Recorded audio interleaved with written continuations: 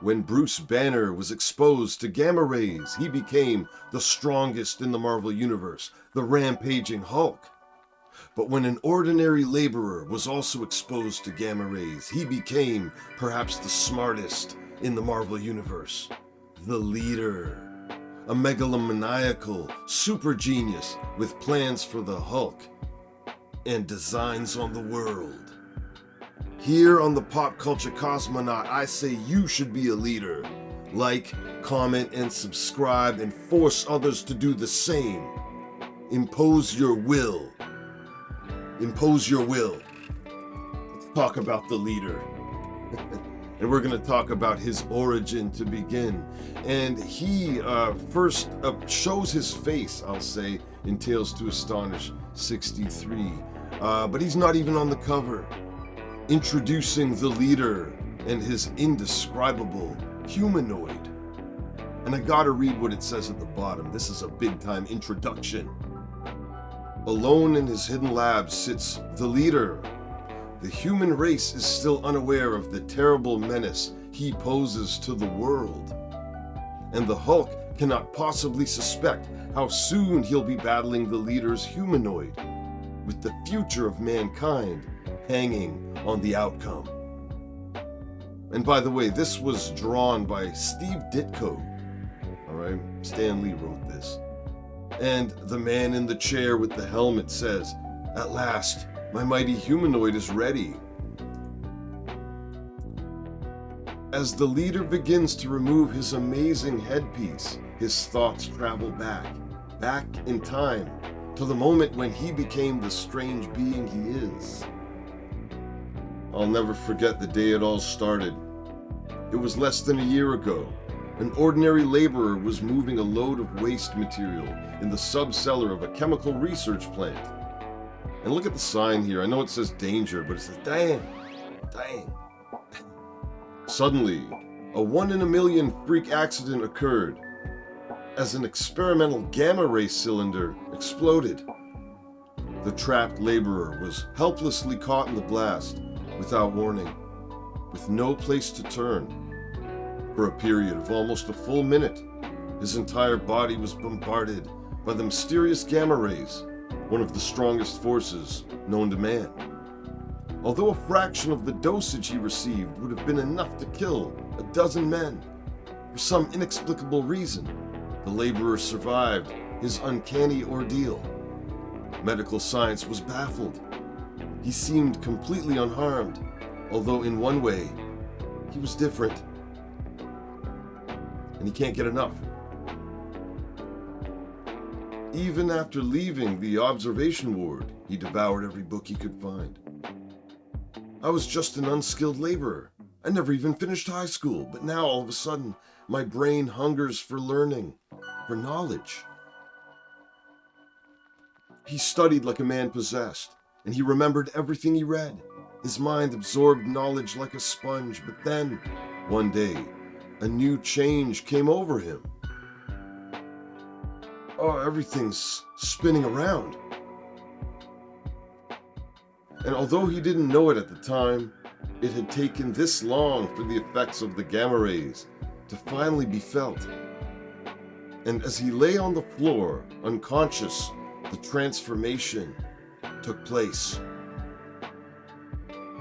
Slowly, consciousness returned weakly. He began to lift himself from the floor, still not dreaming, not suspecting what had happened to him.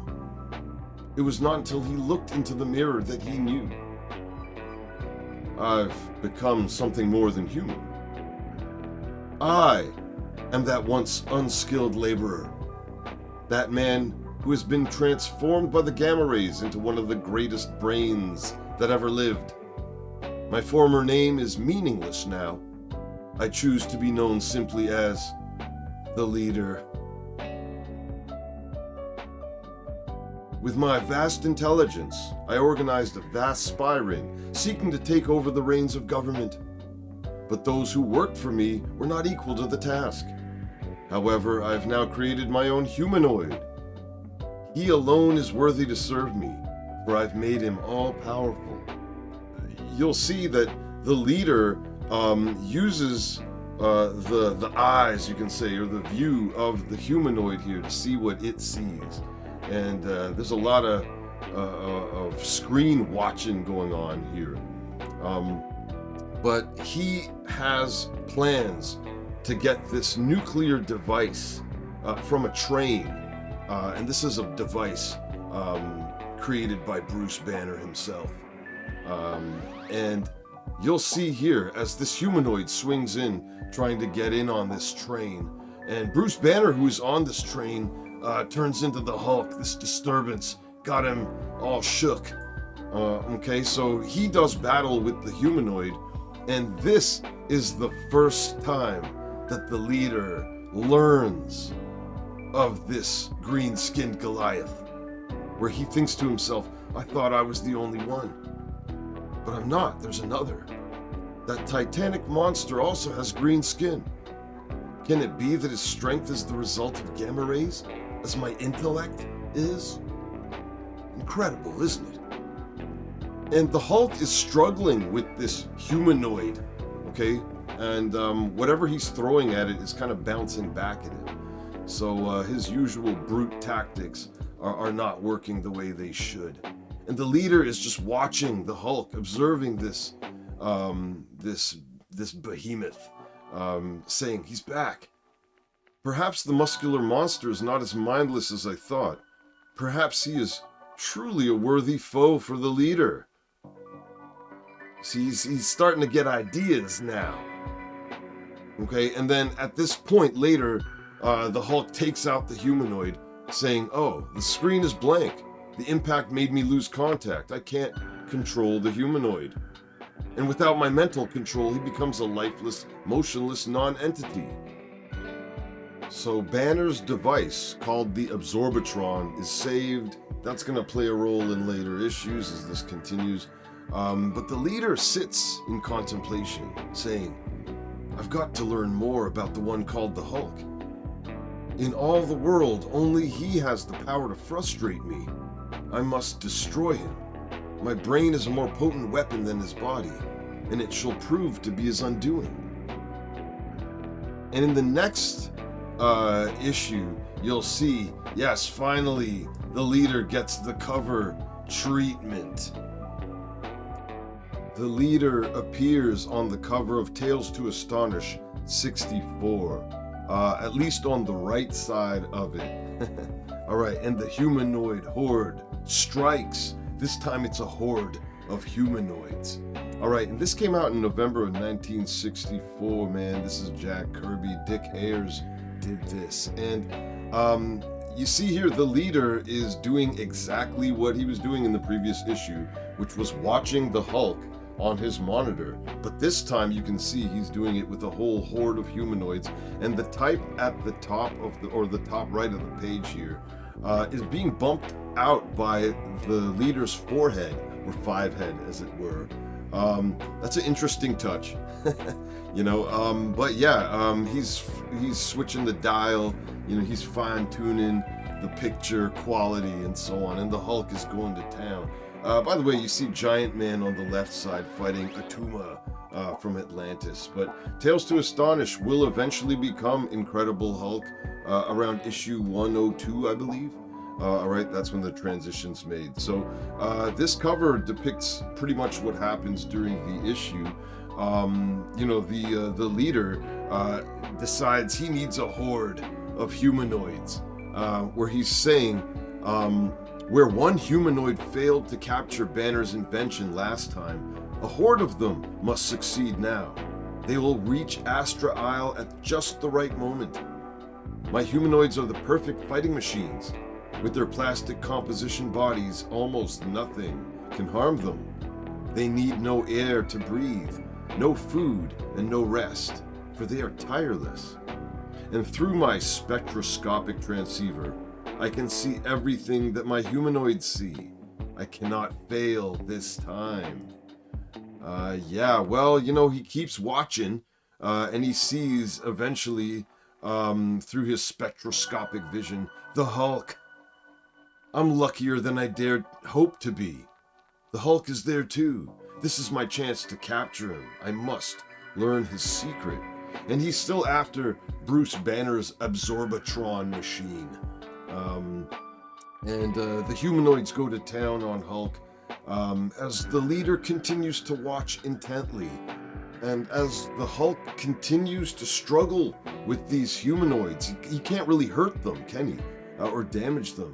The leader here thinks, soon the Hulk will be beaten. Then he shall be brought to me, and I'll learn the secret of his inhuman strength.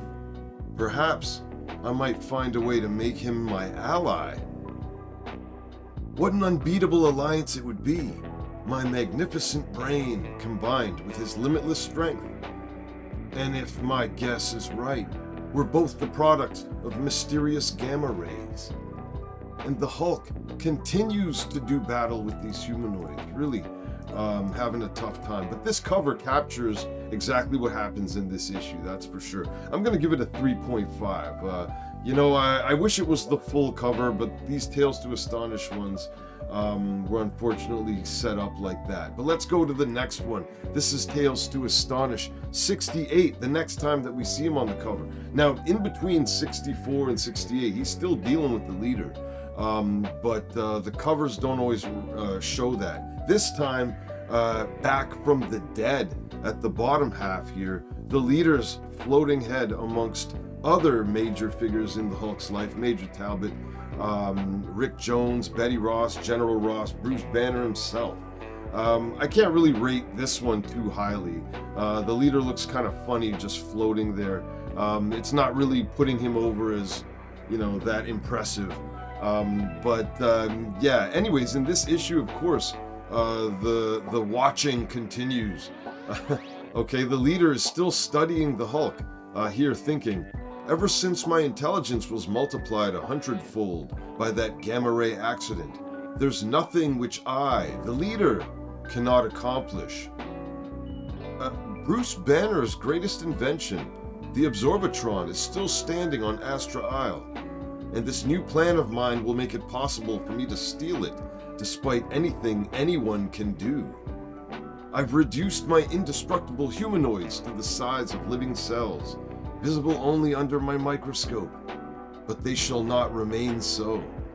Once I land them on Astra Isle, at a radio-activated impulse from me, they'll grow to life size, taking over the island with ease. Then I, the leader, shall take possession of the Absorbatron, the only device on Earth that can make an H-bomb harmless. More incredible schemes from the leader. Alright, and he eventually does subdue the Hulk. And before I go to the next one, let's give this cover a 3. I can only give it a 3. The leader's not really doing anything interesting on this cover. And actually, the giant man part at the top is a bit more interesting. He's about to get hit up with a boulder. Alright, but let's go to the next one. This is Tales to Astonish 69.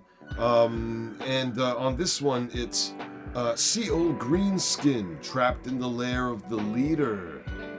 Alright, and you can see the Hulk rather, looking like, I don't know, Archie Bunker trying to sit in his armchair with a bit of back pain there. I don't know. And the leader lurking in the back, looking over his shoulder. And then the giant man part in the bottom left, looking a little odd there, leaning on some buildings, reaching out for something. By the way, let's not forget the soldiers shooting at the Hulk, as always. But in this issue, a lot happens. The Hulk has been taken by the leader. All right, and in this one, the leader is continuing to study the Hulk, but he gets a little bit overconfident with his analysis, I think. Look at what he says here. Amazing. His skin is so tough, so almost impenetrable that my devices don't register. But that won't delay me for long. I'll merely go 2 levels below to my apparatus lab and get some new, stronger component parts. But as the leader leaves the chamber, a 1 in a million chance side effect of his sleep gas occurs. the one thing he could have never expected. The Hulk begins to awaken. Alright, super genius, you just left the lab, and miraculously the Hulk wakes up. Alright, but yeah, as he returns to his lab, the Hulk is in full berserk mode, and says, "No one captures Hulk. No one. Stay back, you brainless gargoyle. I could have shared the world with you. Don't make me kill you. No, stay back. Fool, you leave me no choice. Even your incalculable strength cannot survive a direct hit by the power of 1,000,000,000,000 concentrated molecules." As the leader blasts at the Hulk, and he says, "Blast it. I never thought he could move so fast. I only grazed him."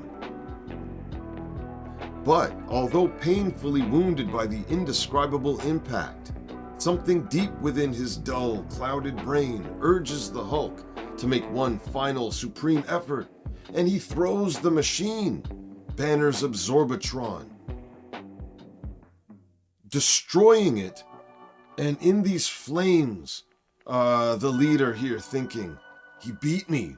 His savage, uncontrollable, bestial strength undid all my planning, all my brilliant maneuvering. But I can still save myself. I still have time to make it to my escape tunnel, under cover of the smoke." And look at this, he's got like a manhole that he's just crawling into. And then he flies away in his escape vehicle. So that's the Absorbatron pretty much taken care of, but that's not the end of the leader. So the leader continues to have evil, dastardly plans for the Hulk, all the way through to the mid-70s in Tales to Astonish, even though he doesn't appear on the covers. But in issue 74, the leader has a scheme to steal from the Watcher. That's audacious. And he's taken control of the Hulk's mind. And the leader appears as a floating head. That's a good look. Saying, "There, that radiant sphere hanging in the air, that is the one I must have. Take it, you lumbering fool. It must be mine." And the Hulk here thinking, "Although I could crush him with one finger, I must obey him. I owe him my life. But once this is done, the slate'll be wiped clean. And then, watch out. This is what I want, and there's no ifs or buts about it." I always laugh when the Hulk speaks in certain ways. It's a lot more lucid than usual at times. And the Watcher here saying, "My ultimate machine, the most powerful, most dangerous device of all." And then the leader transports the Hulk out immediately. Okay, brings him back to Earth. So now that the Hulk is back, the leader takes this device from the Hulk, proud of his triumph, which will give him knowledge of the known universe. Wow.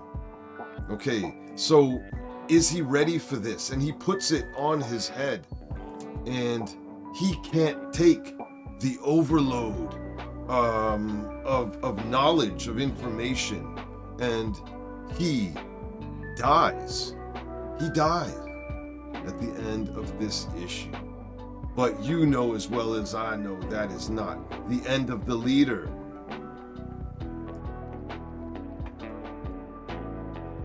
So as the years went on, Tales to Astonish eventually became The Incredible Hulk in his solo title. And fans might have been forgiven if they had forgot completely about the leader. But by issue 115, lo, the leader lives. And this dramatic cover is by Herb Trimpe. This is February of 1969. And this is an immediately impactful image. Again, back from the dead, or so we think, the leader has returned. And the Hulk looking puny and weak in the wake of the leader's appearance here. And I love the color contrasts and this explosion of realization almost. That's a good look right there. I love it. But yeah, in this issue, the leader returns to seemingly aid the United States Army. I have come to aid you, to show you how to overcome the Hulk, to keep him powerless forever. It's the mysterious genius known as the leader. But I thought he was dead. I still live, as you can see. Remember, a gamma ray accident affected my brain, just as it affected the Hulk's strength. So I alone can show you how to crush him. What a dramatic re-entrance by the leader here. And eventually they capture the Hulk, and he sets a trap to contain the green Goliath here. And the Hulk in captivity, getting a talking to here, saying, "Look at me, Hulk. See who has defeated you. Look, you brainless, babbling beast." And the Hulk seems to recall the events of years before in Tales to Astonish, the battles with the humanoids, and of course stealing that ultimate machine from the Watcher, which made everyone think that he was dead. But as we can see, he ain't. Yeah, by the end of it, Hulk is still in captivity, but as far as the cover goes, I'm going to give it a solid 4. I think it's a very memorable, instantly recognizable cover from a distance. Some of it might be a bit awkwardly drawn, but it doesn't really matter. It's a pretty cool cover with nice color as well. So let's go on to the next one. This is the very next issue, 116, The Eve of Annihilation. And of course, once again, Herb Trimpe did this one. And you see the floating heads, Betty Ross, Glenn Talbot, Major Glenn Talbot, the ultimate rooster barrier. I'm trying to clean it up here if you know what I'm talking about. Rooster barrier. All right. And what's this? Who's this face at the bottom? Looks almost like a luchador, but it is not. And of course, the leader is floating dome in the bottom left. I'm not really a big fan of this cover. I think it's pretty weak. Even the Hulk punching the H in the word market, I don't know. Yeah, I think it's a bit unnecessary on this cover. The plain white background, pretty lazy. I'm just going to grade it and get it out the way. I'm going to give this one a 2.5. That's all I'm going to do. I'm giving it a 2.5. But yeah, in this issue, the super humanoid is revealed. All right. And the leader sends out these mental force waves to subdue all the soldiers and officers on the base. He takes over. All right. And of course, the Hulk gets involved. And check out this exchange. And now to conclude this wearisome little imbroglio. What a word, imbroglio. I just needed an excuse to say that one. And then the leader blasts the Hulk with this gun, but it's no bullets or explosives in it at all. It's this rubbery material that contains him. And he thinks he's won, and he's got visions of a nuclear holocaust. Check this panel out. And he thinks he's won, and he's got missiles at his disposal, and he thinks nothing on Earth can stop me, which continues to the next issue. This is Incredible Hulk 117, World's End, as the superhumanoid blasts at the Hulk's feet. The leader got his gun trained on the Hulk here as well. Yeah, I don't know. I think one weakness of this cover is the white machinery in the background. It's kind of doing nothing. That's a misstep, I believe. Superhumanoid looks kind of funny. The design is kind of odd. His face, in particular. But yeah, let me just get the grade out of the way here. I'm gonna give this one a 3. It's a 3. It's pretty dramatic, but I think it could have been even more dramatic and more complete. But anyways, in this issue, the leader's got his finger on the button. All right. And Betty Ross saying, "Leader, don't do it. If you launch that missile, it'll start World War III. Exactly, Miss Ross. Then once the East and West have totally destroyed each other, I alone shall rule." And since this entire base is under my mental control, no one can stop me. So with his nuclear missiles and super humanoid at his side, the leader thinks that he has won. But the Hulk ends up breaking out of this prison that was made for him, and ends up doing battle with the super humanoid in a faraway land, eventually getting the best of him, and returning to try to deal with the leader. But first, the missiles are in the air. So the Hulk heroically ends up diverting one of them and averting a nuclear disaster. But of course, the leader this time thinking, again, the monster has thwarted me, and there's no time for another launch. The mental control I've exercised over the general and his troops will soon wear off. I could try once more to repeat my plan, but with my protective superhumanoid gone, the odds would be against me, and I'm too smart to fight the odds. Since my work is over, I'll destroy all evidence of my presence here. None of those who awaken will remember what I've done. As for the girl, who will believe the unlikely story of a lone, hysterical female? As Betty Ross here thinks, he's leaving, and there's no way I can stop him. The leader doesn't win, but he gets away for now. We might see him again, of course. Look out for the leader, and he comes back in issue 123. This one came out in October of 1969. Herb Trimpe. It's the Monster and the Murder module. Yeah, and I covered this one recently in Incredible Hulk covers of the 70s. And you see this one, the leader got the drop on the Hulk, blasting him with this focused beam here. And I absolutely adore this cover. I think it's perfectly composed, and the dynamic movement everywhere. The Hulk getting hit full brunt. This is good stuff. The murder module looks a lot like a video game boss, but the Hulk, let's see what he has in store for it. But as far as my rating, I'm just going to give this one a 4.5. I love this cover. This is definitely one of my favorite Hulk covers of all time, despite the size of the leader on it. But in this issue, the leader comes back talking about his module, bigging it up. Your module is far too valuable, far too destructive a weapon to remain for long the property of puny humans. Better far that it should soon pass into the hands of one who deserves it, one who can increase its military potential and use it to bring a world of inferior beings to its knees. In short, one like the leader. Speaking of himself. And he's got a lot of talk for the Hulk. The Hulk in this issue has he has a little bit of brain power going on, as he's known to go back and forth here and there for reasons various. Yes, you brainless barbarian, it is the leader. Or are you the mindless brute who has ever foiled my best laid plans? The news media say not, but no matter. Those force beams can destroy an intelligent Hulk as quickly as a stupid one.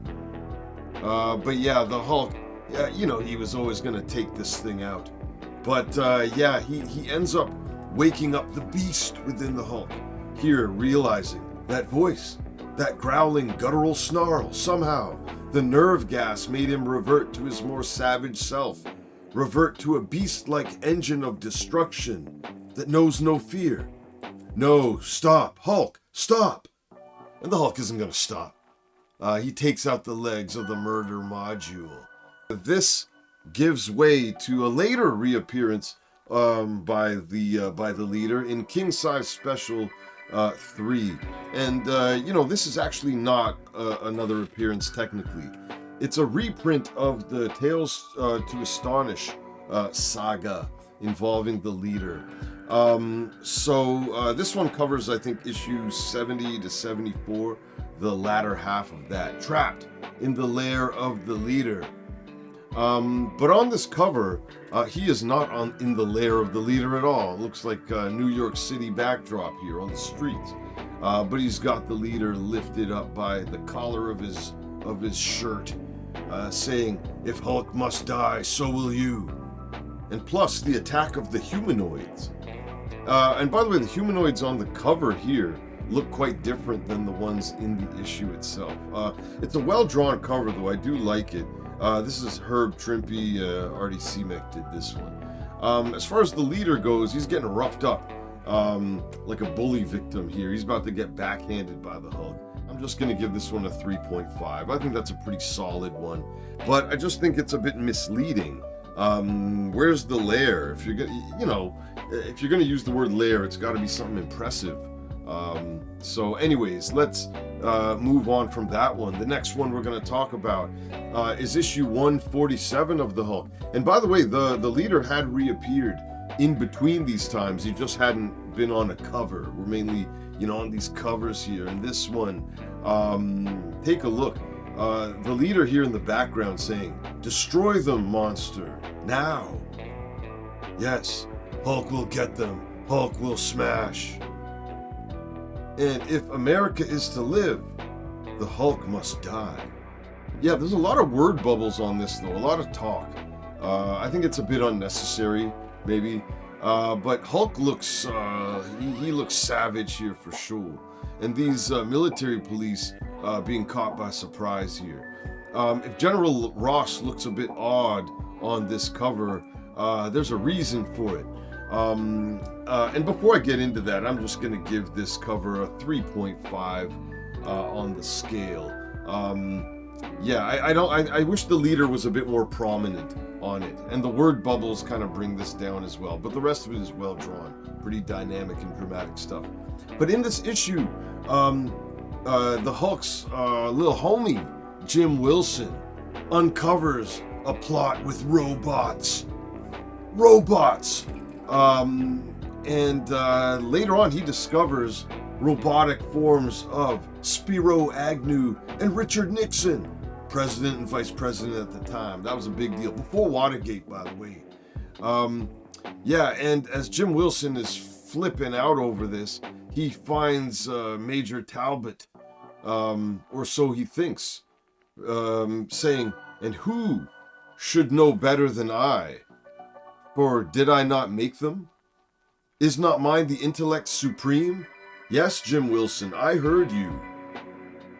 And you'll pray I never did."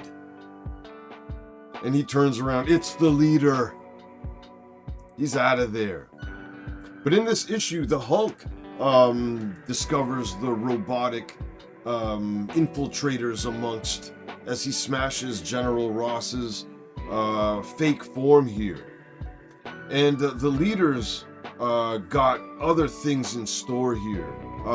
His humanoids form together in some mass. And this form, a gigantic humanoid here. Tough to deal with. But somehow Doc Samson ends up saving the day, reflecting its gamma rays against it. And the leader who is controlling this giant superhumanoid in the control room, bam, gets full brunt of the blast, blasted off his chair. All right, but yeah, this is pretty cool stuff, man. Again, in the meantime, the leader does appear in several issues, but not on the covers until issue 200, anniversary issue here, and you'll see the leader tucked away amongst all these other faces amongst here, looking a bit angrier than some of the others, I guess. In this issue, it's not really the leader, so I'm not really going to go in and on and on about it. Envisioning the Rhino and the leader in battle here. But yeah, it's this cover, I covered it already in my other video of Hulk 70s stuff. So as far as scoring this cover, issue 200, I'm gonna give it a 3.5. Just because as a leader cover, he's just kind of tucked away in the bottom. He's in the mix, but he's not that prominent. But it's a cool cover. I'm going to give it a 3.5 for that purpose. The next one that we are going to cover here is Incredible Hulk 224. This is a few years later, man. March of 1978. And this was done by Ernie Chan. And look at this.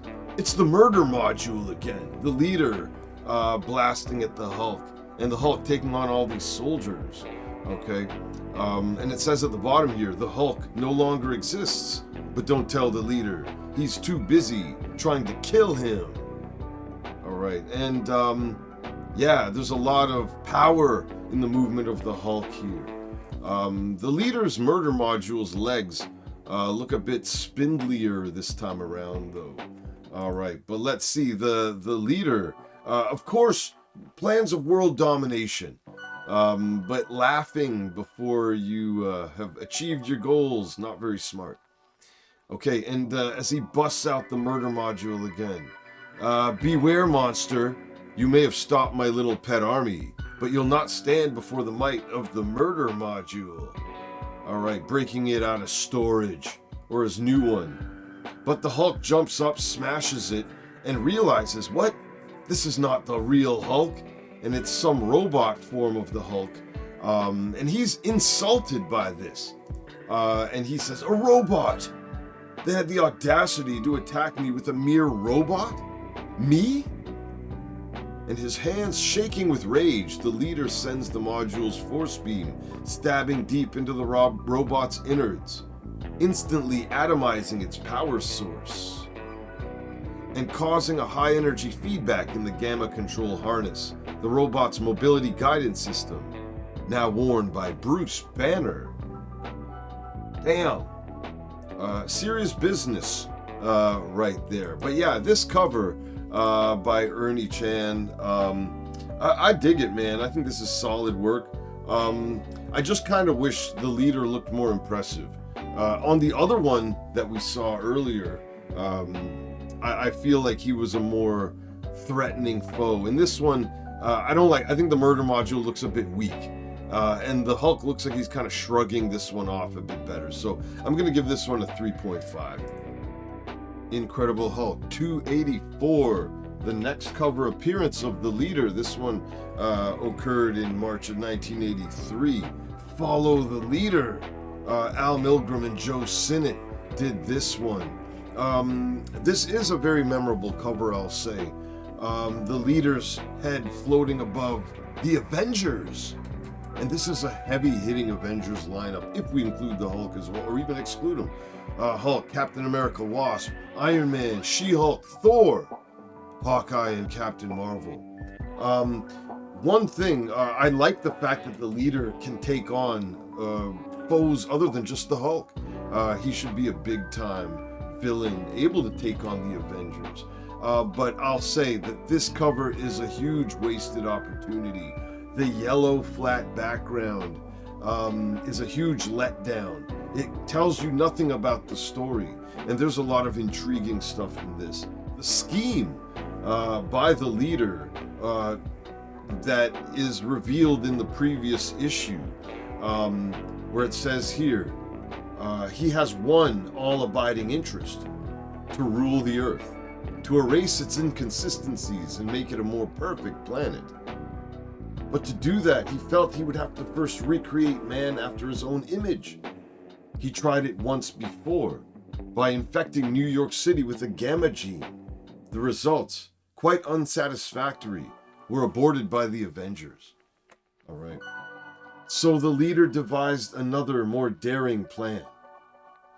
I will travel back to the beginning of time and remake Earth from the moment of its creation. And so the leader departed back through the ages to an era when a just-born Earth lay cradled in the cosmos. There he intends to filter out all extraterrestrial sources of radiation except gamma rays, and thus spawn a new breed of mankind over which his awesome intellect will reign supreme. Fascinating scheme, leader. All right, but the Avengers are definitely involved in this. They have a time platform. The Avengers are transported to different time periods. Sherwood Forest, Robin Hood, Vikings, and so on. So remember the cover, why couldn't any of that been reflected on the cover? Big missed opportunity. But the leader believes he's got everyone where he wants them. But it, is never always going to work out like that. And the leader here, frustrated, saying, "Your presence here, however annoying, is still only a minor impediment to my plans. You see, you cannot stop me now." For, at this very moment, Captain Marvel serves as a vessel to focus pure gamma radiation down to the Earth. Somewhere in that primeval stew boiling below, swim the cellular protoplasms which will one day evolve into man. Think what will happen to them if they are touched by gamma rays at this, the most delicate point in their evolutionary progression. Think of them crawling green up out of the slime. Think of them standing green and looking up at the stars.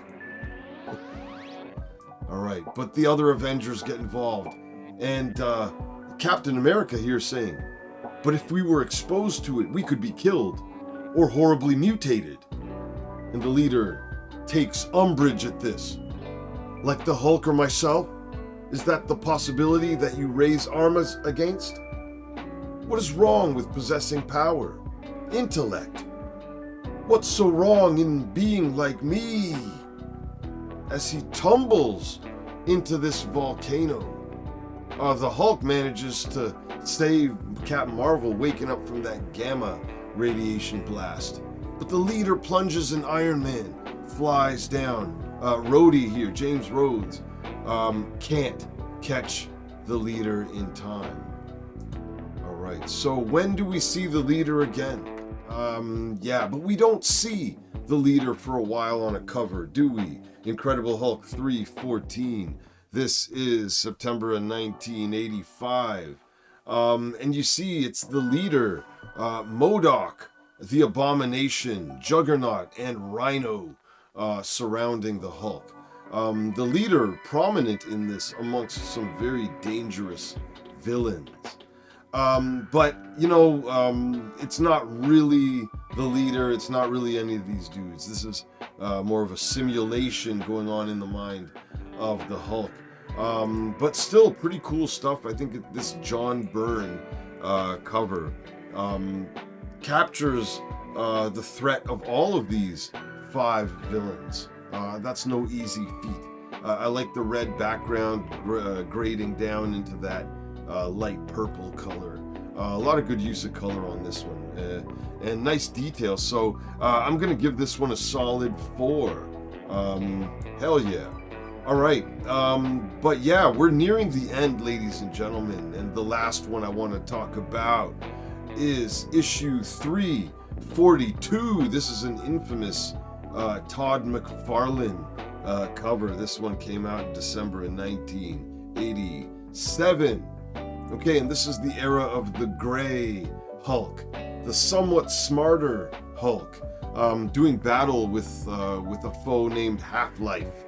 Another gamma radiated enemy. Okay, and the leader looming in the background with a very different look, a more grotesque look for damn sure. All right, now I gotta say before we get into any details, Todd McFarlane's art, love it or leave it. The redesign of the leader, and Todd McFarlane presenting this on the cover. I don't know, but anyways, how did we get to this point?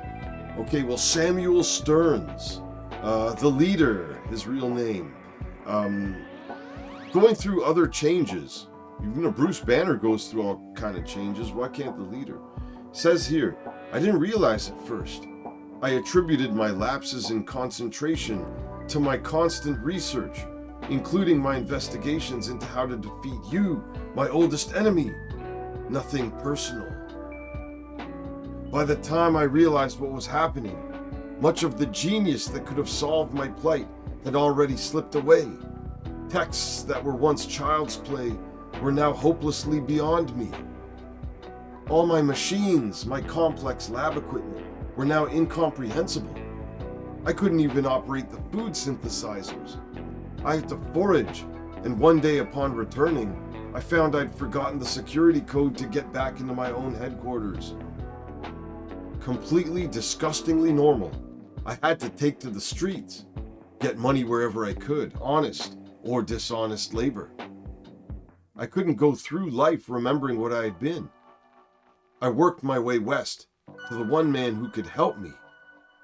Dr. Bruce Banner, the brilliant scientist who had an accident with a gamma bomb that changed him into the Hulk.